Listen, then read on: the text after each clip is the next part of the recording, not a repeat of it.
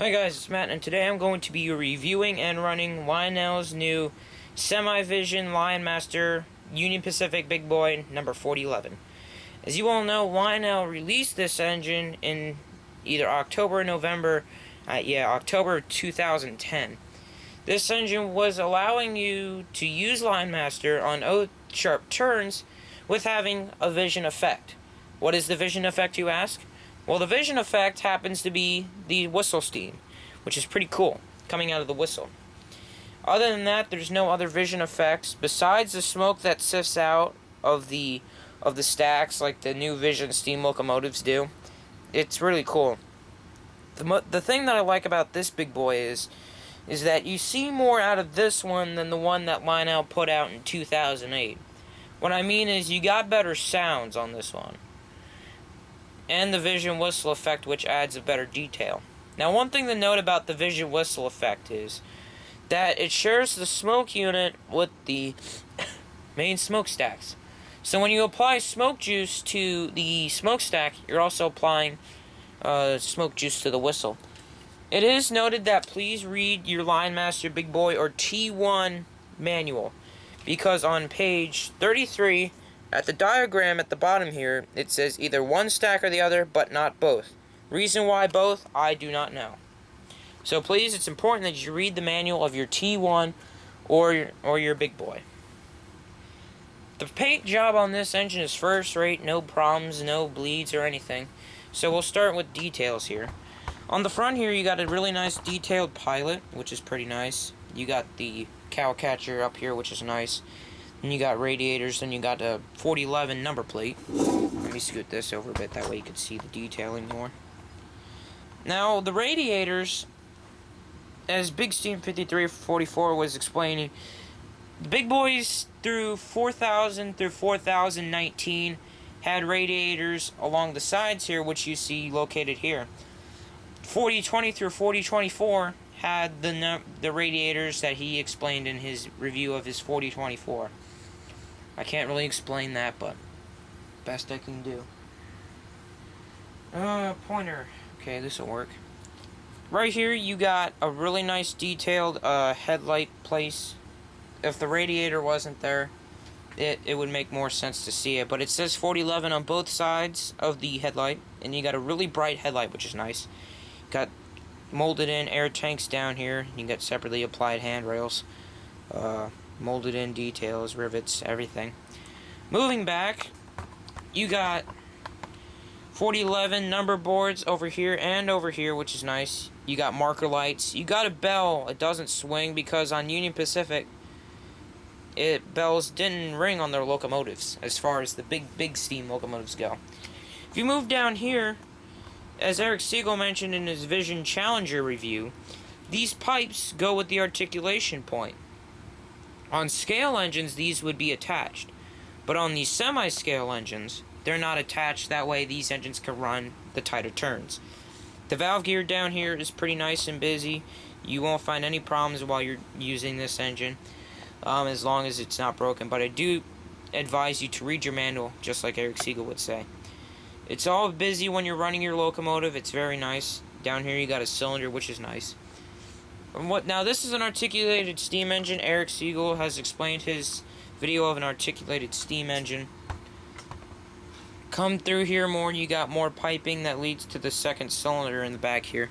Then it says Hydro Test, 210 pounds, 12, 20, 44. I don't know how they get the Hydro Test dates, but it's something that I don't understand. Now, how come they call this semi-scale and Lionmaster? And what allows it to go around the 036 curves? Right here is the answer.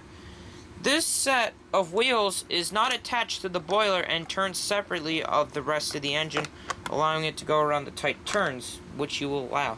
But unlike the Vision Challenger, where this set of wheels is actually hooked on to the engine. Up here you got more separately applied detailing, which is pretty nice. You got some molded in stuff, not really, that I'm not a fan of. If I raise you up here. Oops, sorry. Okay, sorry about that. You got some separately applied detailing here. You got your handrails. And it is important to realize that your handrails are actually your antennas. So please do note that. Then you got sand domes. None of your sand domes are lift-offs. Do note that when... Yeah, I already mentioned that. Sand domes. You got your dynamo back here. No dynamo effect or injectors. Steam effects on the engine. Got lots of molded in stuff down here. The reason why Lionel doesn't do all that separately applied stuff is to save the best for your dollar there. So, that's really good. Come back a little bit more and you got some separately applied smoke places that I know that are on the big boy. And you got a firebox here, which is really nice. You got two separate valves which are already on there when you get the engine, but not crazy about it. But I wish I could install them myself. And you got the trailing trucks here, which are pretty nice. And you got 4011 UP 4884-2-68. Then you got your height and everything over here. Then you got 540 MB. I don't know what the MB part is about, but it sure sounds interesting to learn sometimes. Down here you got the wireless tether, but do realize that this wireless tether is a little different. Do note that it's using infrared signal instead of the drawbar that goes atop the wireless tether. Now it is to be noted when you go backwards with this engine, the tether will slide down and then eventually do this, and then we'll lose the infrared contact, and then the chuffing will stop, which meaning the sounds will stop on the chuffing. So that's to be noted. The coal load is most realistic out of any coal load that's on my engines. Can't find any problems with this one. Water hatches do lift up to show inside. The one back here is for the rail sound and signal sounds. The one in the middle here is for the volume control, which I can't control. And then this one is blank, it has nothing in it. You got separately applied handrails, grab irons, and everything. Then I'm not going to show the back of the tender because it's too hard to get back there. Then you got red marker lights, and then you got a backup light.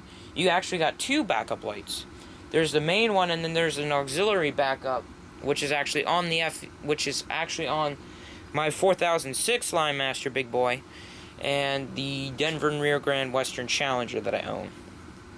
Down here, you got more separately applied stuff, mostly some molded in stuff too. Got molded in truck detail and everything, which is pretty nice.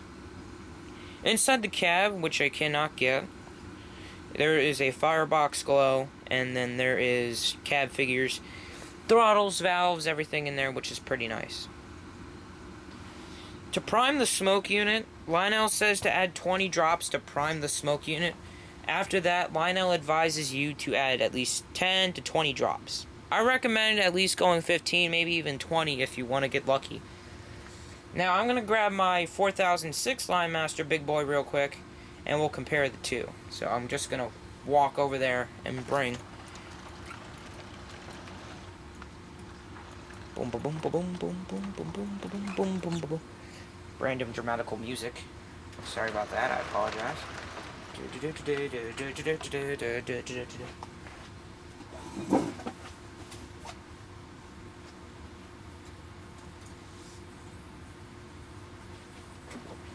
Okay. Boom, boom, boom, boom, boom, boom. Ta-da! There is the 4006. Alright, as you can see here, if I'm going to review this engine again, notice there is no hole in the whistle. That's because there's no vision whistle effect. And the 4011 whistle is lifted up just a bit, that way it could have the insert. It almost has every same single detailing as the 4011, but the thing is, if you look closely, where's the other valve? That's one thing the Lionel didn't make when they made this first one. I didn't know much about the big boys when I first got them, but they're cool. So that's basically it for the review of the Lionmaster 4011. And I will do a comparison video of these two big boys as far as the sounds go.